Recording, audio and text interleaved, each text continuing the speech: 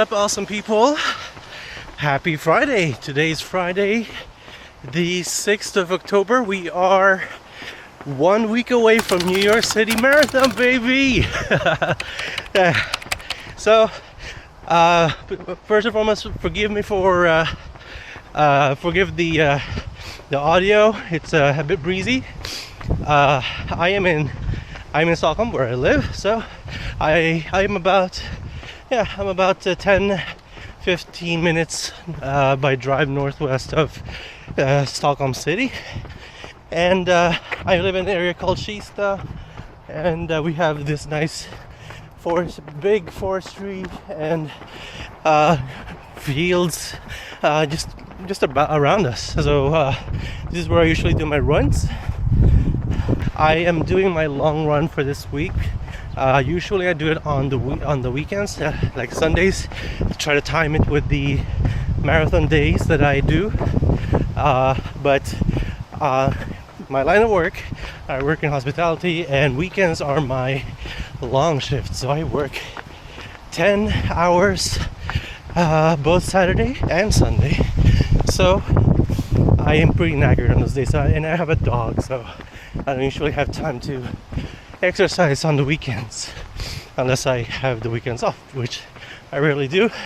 But so I time my I shift my training schedule so that I can squeeze the long run trainings on the day before the weekend. So that's something I've had to learn to do and discipline myself to do. It's a bit difficult to do that because I rarely follow training plans completely. I'm human. I would self-attest to myself being, I would say, an average runner, but I try my best to stick to a plan, or at least to be able to survive a marathon race. But as I mentioned, I would say I'm a bit of an average runner. My fastest marathon is 4:32:59. I think that was the exact finish. That was Valencia Marathon last year, 2022. So that was my quickest time, and that was last year, December.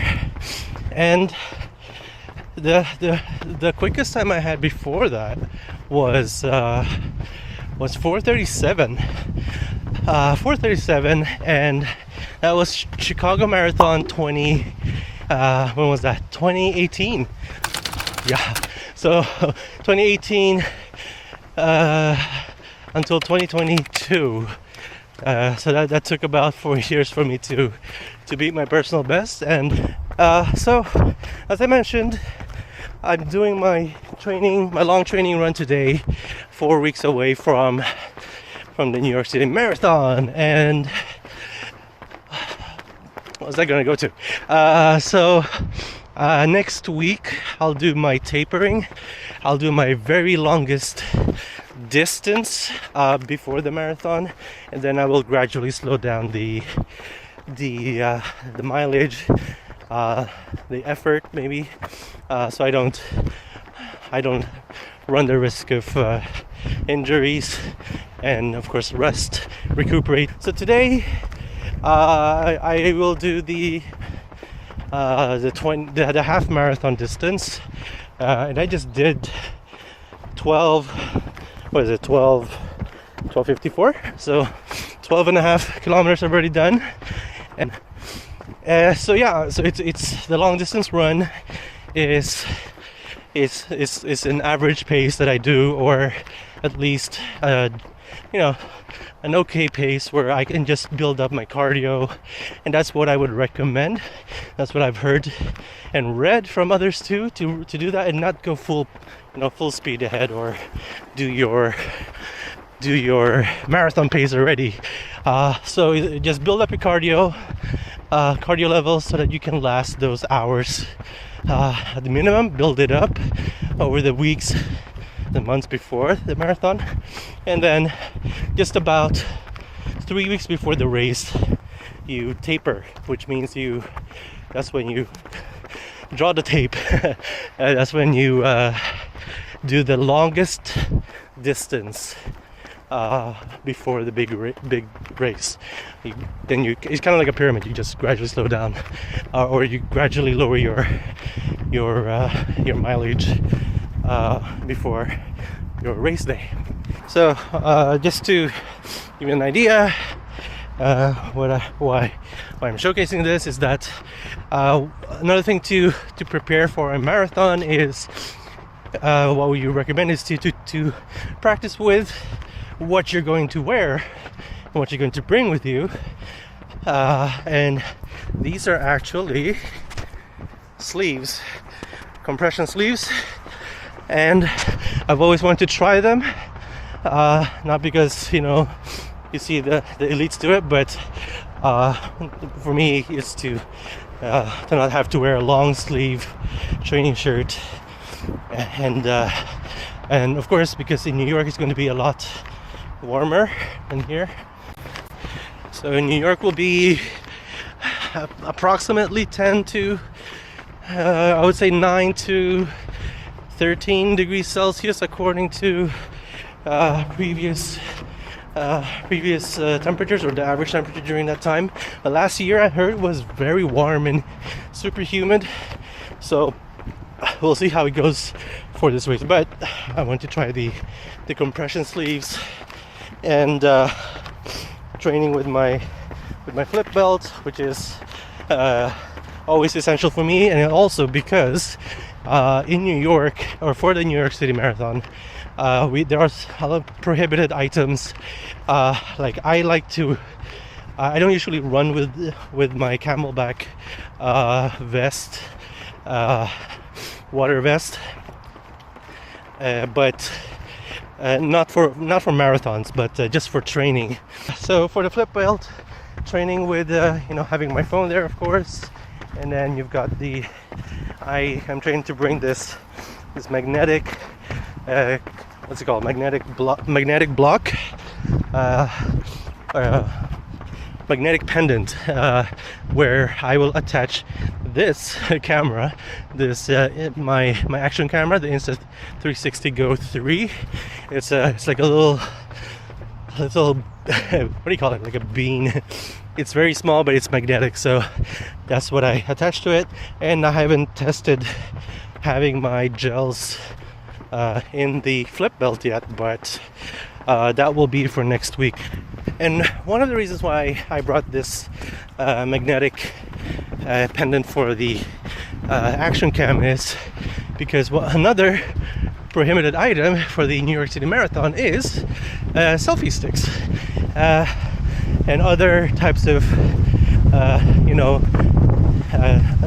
equipment where if you have an action camera, if it's not attached to your head or your torso, and that's a big no-no, and you could run the risk of being disqualified, which is no bueno.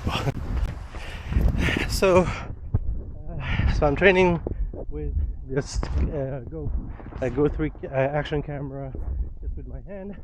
I'm afraid to God I don't lose it or drop it mid-race. This is very sensitive. And there is what's it called, a clip, a cap clip for the camera. I tried it for the previous Stockholm half marathon, and I mean it worked its purpose, but when you run, you go bobbing up and down, right? So the image will be up and down. I mean, the stabilizer helps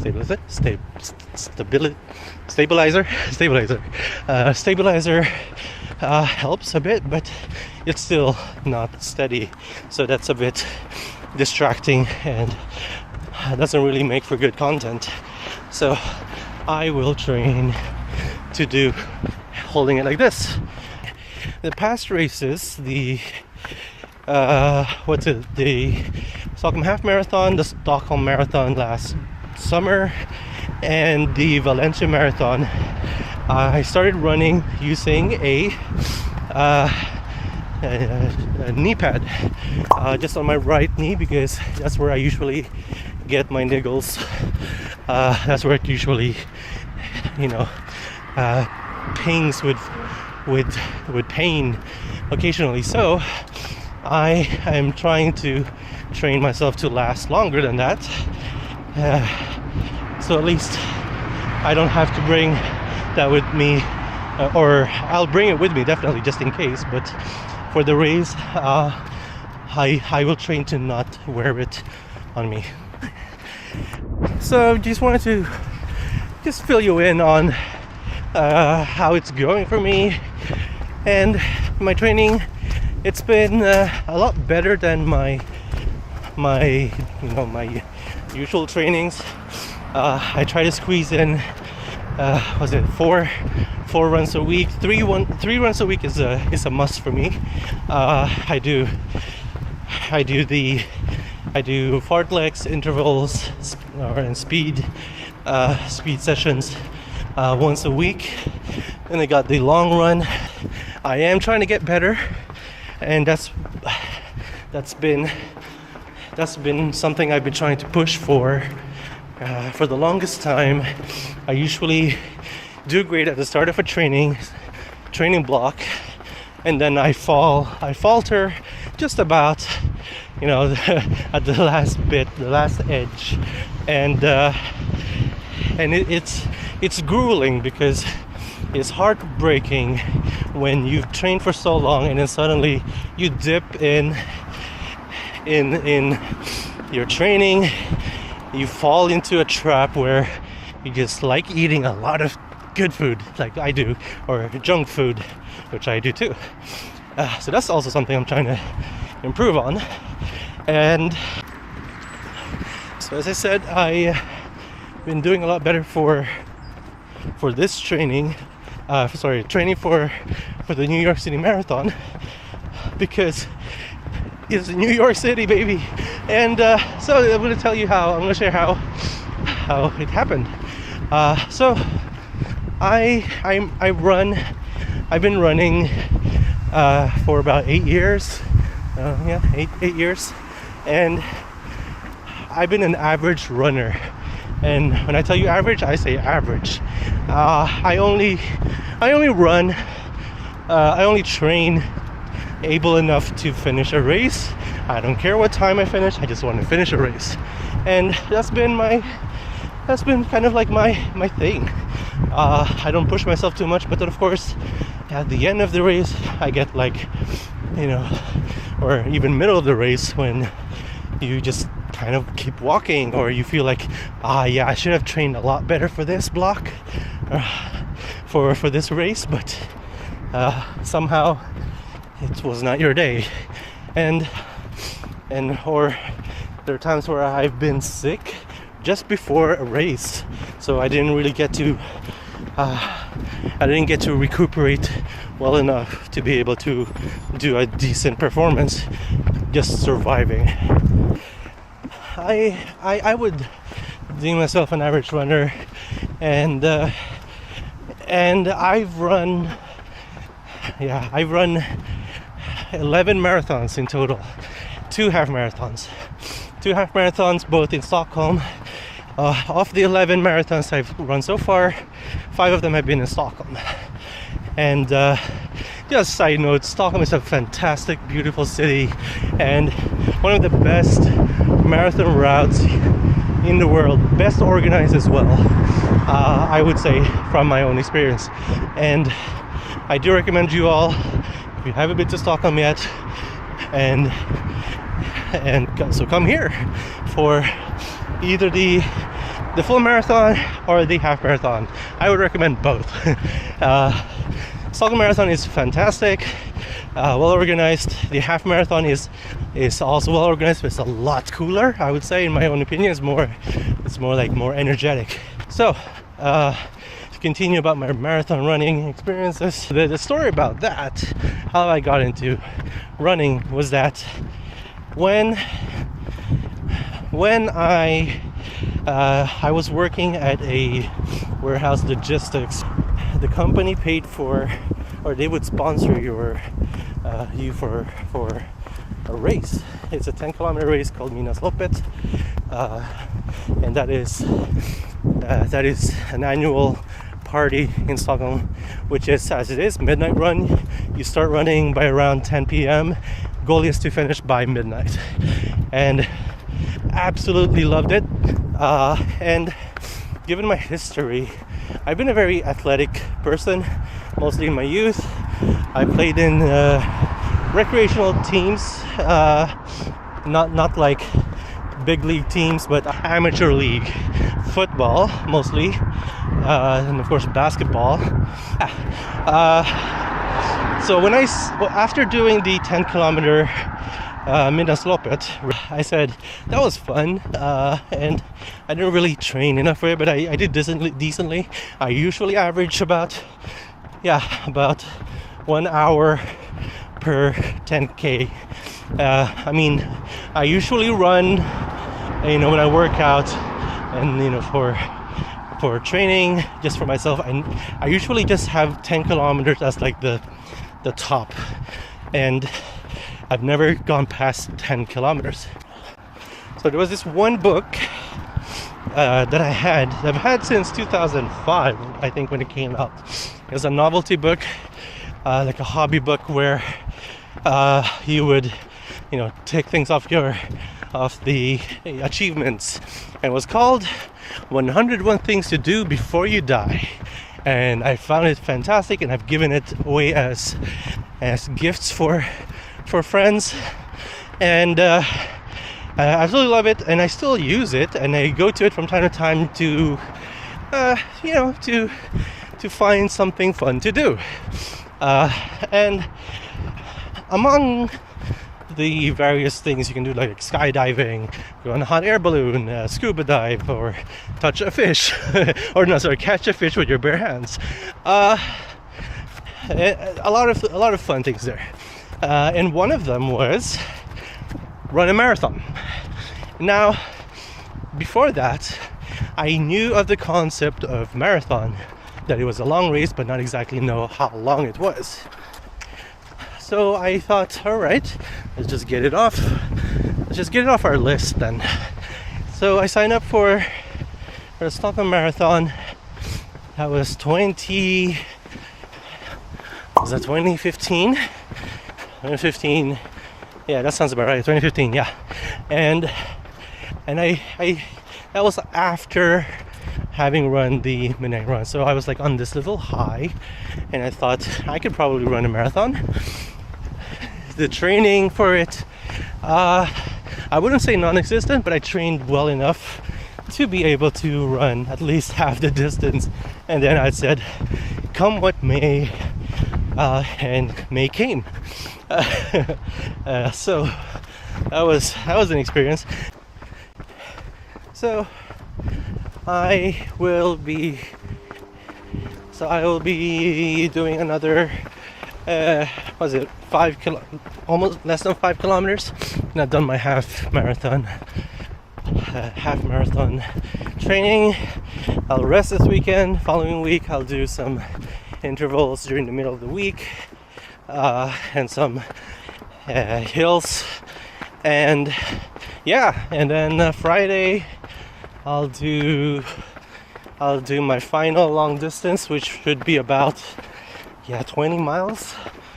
I will be filling you more in eventually on the weeks leading up to the marathon, and of course the New York City Marathon experience. I'm so psyched.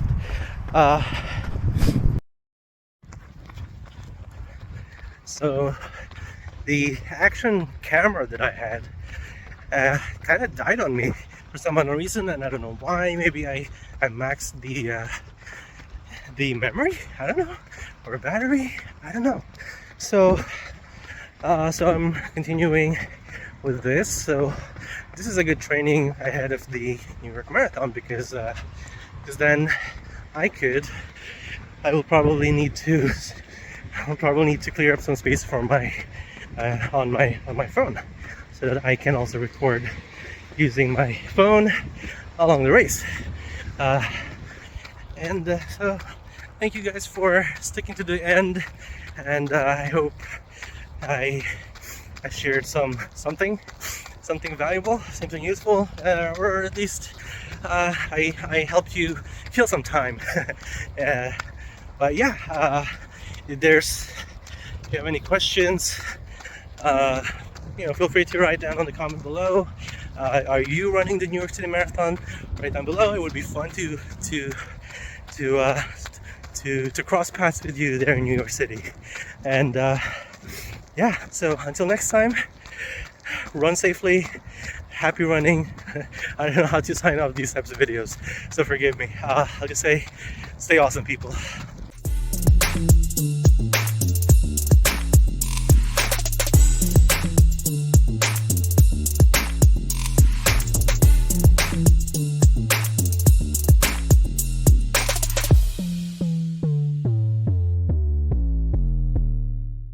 Woo!